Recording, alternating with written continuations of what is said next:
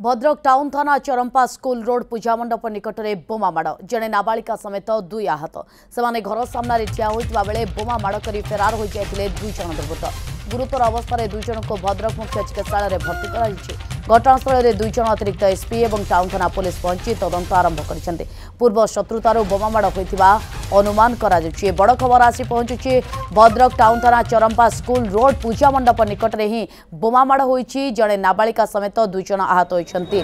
ए प्रसंग अधिक सूचना पाई अजय पंडा आम सहित जोड़ी जाइए। अजय अधिक तथ्य प्रथमे तो जानापी चाहबू जो दुई जन आहत होती स्वास्थ्यावस्था किभली रही कौन पूर्व शत्रुता रही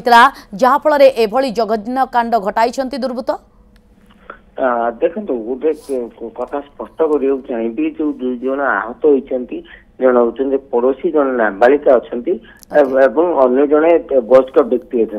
से कथा घर सामना जिते पार्टी माने जोरदार झगड़ा होता तो जिते से आसते बाहर को तो सही समय कहुचे बोमा माड़ होता से जो बोमा माड़ पर नाबालिका कन्या जो रही नाबालिका जो रही सी आहत होते संगे संगे मेडिकल को अणा जाइए कहुए से ही अंचल पूर्व जो ब्राउन सुगर बेपार कहुए से घटना को नहीं पूर्व बहुत समय से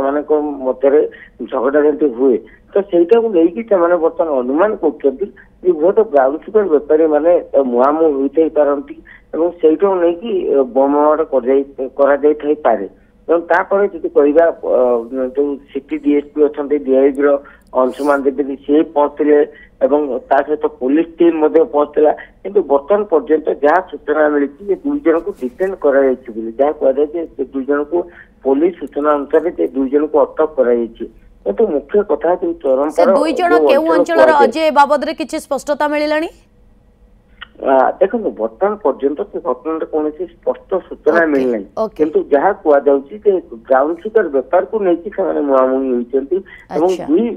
जो ब्राउन सुगर बेपार दुई पक्ष जो मुहांमुही होती भितर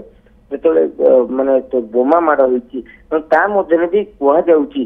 जो नाबालिका जनक मेडिकल भर्ती अच्छा बापा कहवा कथा जे आम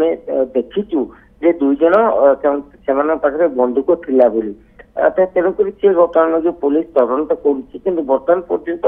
दुई जन को अटक रखा सरी जहाँ पुलिस सूत्र सूचना मिली किंतु पाखे से जो कहुए बंदूक